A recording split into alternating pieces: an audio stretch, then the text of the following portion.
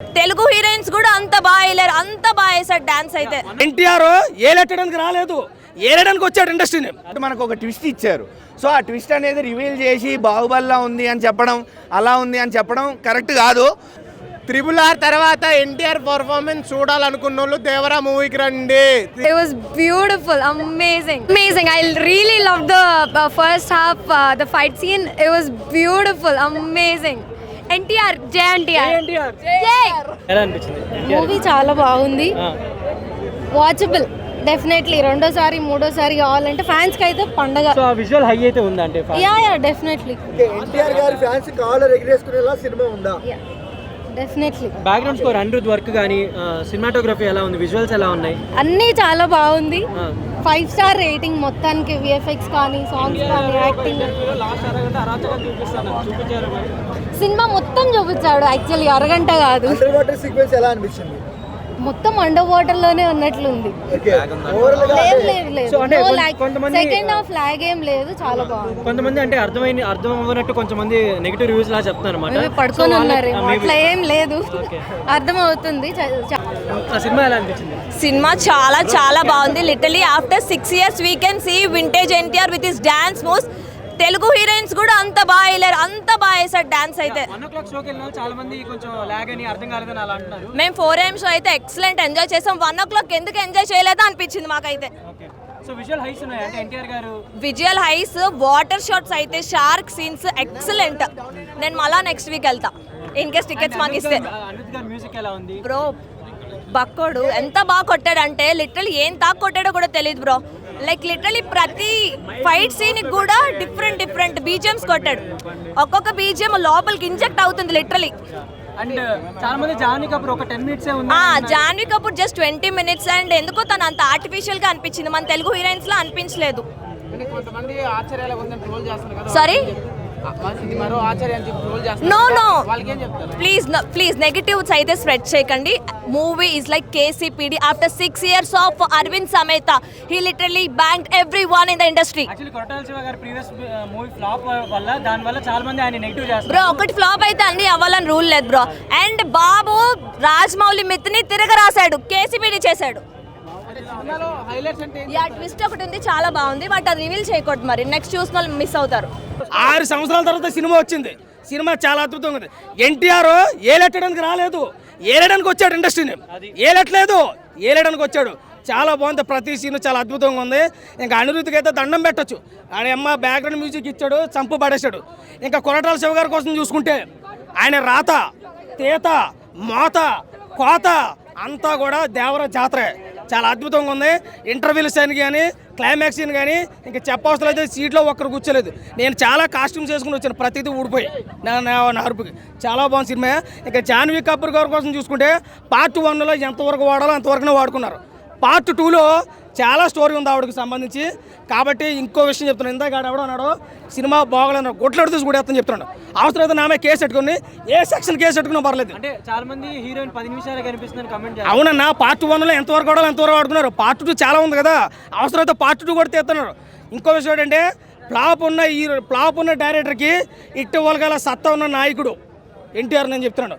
ఎందుకంటే గతంలో ఫ్లాప్ ఉన్న డైరెక్టర్కి సినిమాలకి ఇచ్చాడు, అవకాశాలు ఇచ్చాడు, సూపర్ హిట్ కొట్టాడు. రాజమౌళి తర్వాత ఎవడన్నా సినిమా తీస్తే ఫ్లాప్ అవుతున్నాడు, కానీ ఇక్కడ కూడా అన్నీ బదులు కొట్టాడు. సో కావాలని మీరే అడగండి.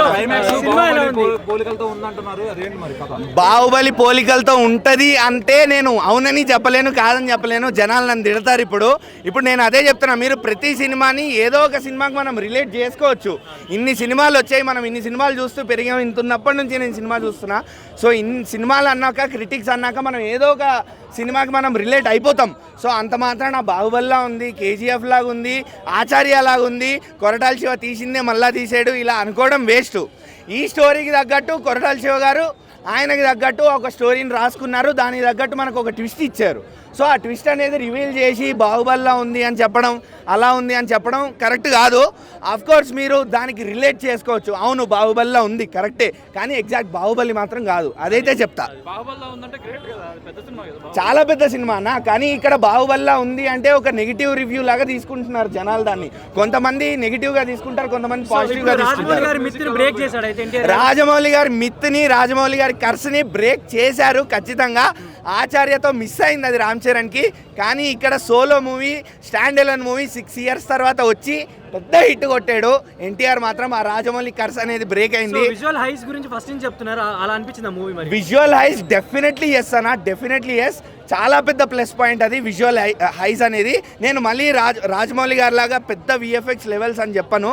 కొరటాల శివ గారి డైరెక్షన్కి, కొరటాల శివ గారి రేంజ్ మనం ఇప్పటిదాకా చూసిన దానికి the best cinema, the best visual VFX దొరికినాయి. చాలా మంది డ్యాన్స్ మాత్రం ఖచ్చితంగా ఉందన్న. ఆఫ్ కోర్స్ ఒక సాంగ్ తీసేశారు, అది ఇప్పటికే మనం ఇన్స్టాలో, సోషల్ మీడియాలో చూస్తున్నాము. ఆ సాంగ్ తీసేసినా కూడా మనకి ఎన్టీఆర్ నుంచి ఆ డ్యాన్స్ ఇచ్చే హై అయితే ఖచ్చితంగా ఉంది.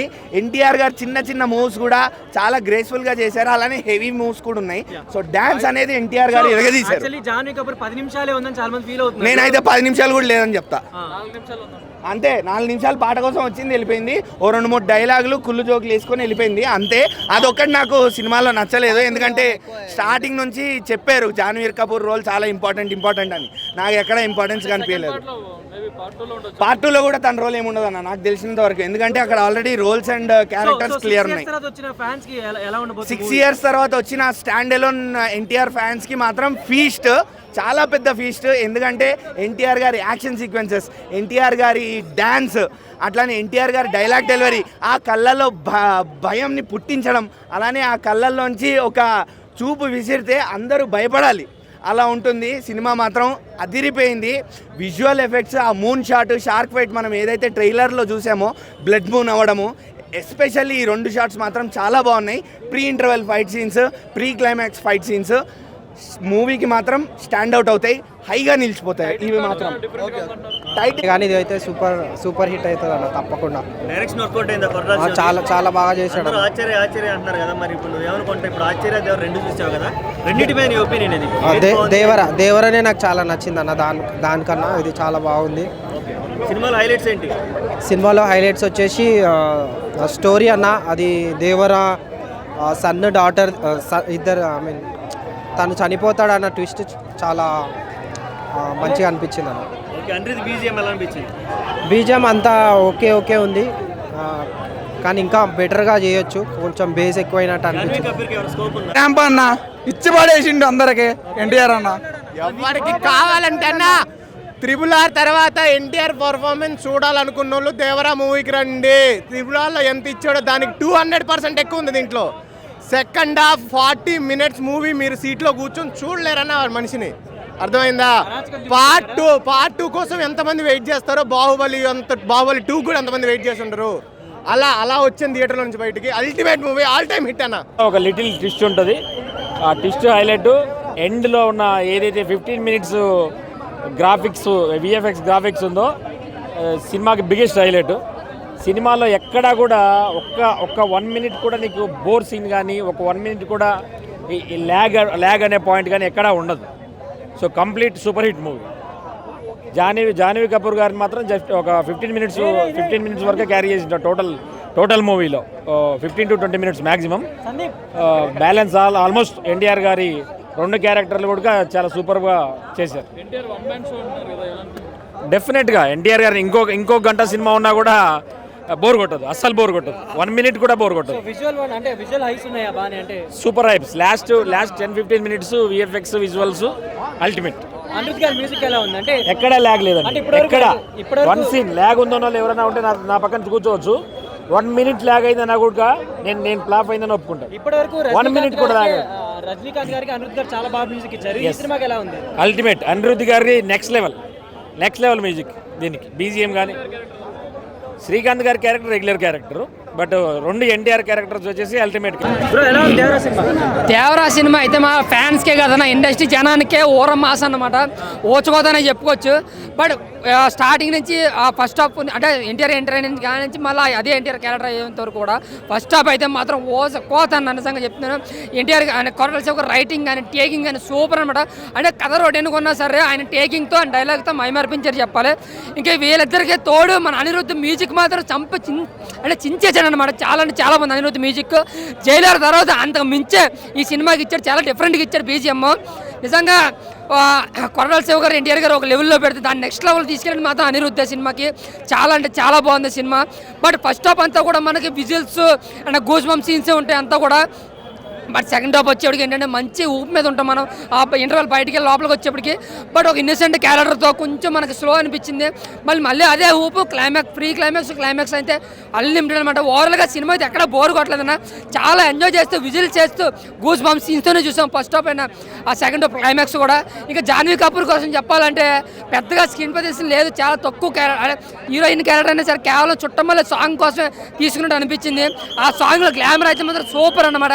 ఇంకా శ్రీకాంత్ క్యారెక్టర్ కూడా చాలా regular character, Sai Pallavi character అయితే హీరో సమానంగా ఉందన్న. సో ఓవరాల్గా నేను చెప్పొచ్చేది ఏంటంటే కొరటాల శివ గారు ఎవరైతే రాంగ్ రాత్రి రాశారో ఇదిరా నా పనితీరు, ఇదిరా నేను డైరెక్టర్ రా అని మళ్ళీ సినిమాతో మళ్ళీ నిరూపించాడు.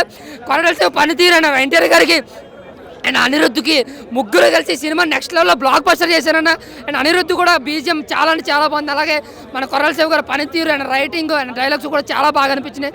సో ఓవరాల్గా సినిమా అయితే మాత్రం బ్లాక్ బస్టర్ అన్న, సూపర్ హిట్ అన్న. Thank you. Devara cinema only NTR and Anirudh అని అనిపించింది నాకు సినిమా మొత్తం. చాలామంది పార్ట్ 2 తీయడానికి పార్ట్ 1లు చెడగొడుతున్నారు అనే ఫీలింగ్ అయితే నాకు అనిపించింది ఈ సినిమా చూసిన తర్వాత. కొన్ని పోస్టర్స్ వస్తాయి సినిమాలో, వేరే లెవెల్ ఉన్నాయన్న, చాలా బాగున్నాయి. ఒకటి హాఫ్ మూన్ని ఫుల్ మూన్ చేసేది, షార్క్తో ఒకటి ఉంటుంది, అవైతే బ్యాక్గ్రౌండ్ స్కోర్కి అది అసలు అది విజువల్గా చూస్తుంది. ఇంకోటి దేవరా ఇలా కత్తులు పట్టుకొని ఉంటే బ్యాక్గ్రౌండ్లో ఫైర్ వస్తూ ఉంటుంది బోటు మీద. అవి కొన్ని పిక్చర్ అవి కెమెరా వర్క్ కావచ్చు, కొన్ని విజువల్స్ కావచ్చు, వేరే లెవెల్ ఉంది. బ్యాక్గ్రౌండ్ స్కోర్ అనేది మాత్రం చించి దింగాడని చెప్పాలి, డైరెక్ట్ వేరే లెవెల్ బ్యాక్గ్రౌండ్ స్కోర్. కానీ స్టోరీని ఎంత లాగాలో అంత లాగితే బాగుండేది, లాక్కొని పోతూనే ఉన్నాడు. అంత లాగడం వల్ల సినిమా దొబ్బిందనే ఫీలింగ్ వచ్చింది నాకైతే. ఓన్లీ వన్ మ్యాన్ ఎన్టీఆర్ గారు తప్ప ఇంకా వేరే చూసేదానికి ఛాన్స్ లేదు. ఇంకొకటి అదే చెప్తున్నాను బ్రో, నాకైతే నచ్చలేదు. ఇప్పుడు నాకు నచ్చిందల్లా ఏంటి అంటే ఎన్టీఆర్ గారి యాక్టింగ్, మెయిన్గా ఎన్టీఆర్ గారి యాక్టింగ్, తర్వాత కెమెరా వర్క్, విజువల్స్ అయితే పీక్స్ అన్న. ఆ ఎడిటర్ ఎవరు చేశాడో తెలియదు కానీ కుమ్మేశాడు. కొన్ని ఫైట్స్ పర్టికులర్ ఏళ్ళ మీద చెప్పేసుకోవచ్చు. ఎంట్రీ సీను, ఏదైతే వాటర్లో జరిగే సీక్వెన్సెస్ అన్నీ, ఆ షార్క్ సీక్వెన్స్ కావచ్చు, ఇవి ఆ ఫైట్స్, డైలాగ్స్ కూడా ఎక్కువేం లేవు. మనకి ట్రైలర్లో ఏవైతే డైలాగులు చూపించారో ఎగ్జాక్ట్గా అవే డైలాగులు సినిమాలో ఉన్నాయి. ఇలా కొన్ని ఇంకా చెప్పుకుంటూ పోతే చాలా ఉన్నాయి. దీనంతట్లో మెయిన్గా చెప్పాల్సింది మన రాజమౌళి గారి గురించి. ఆయన ఎన్ని బ్లాక్ బస్టర్లు ఇచ్చారో ఆ తర్వాత ఆ హీరోలకు అన్ని ఫ్లాపులు పడ్డాయి. అదైతే వారసత్వంగా కంటిన్యూ అయ్యింది అని నాకు అనిపించింది. Thank you.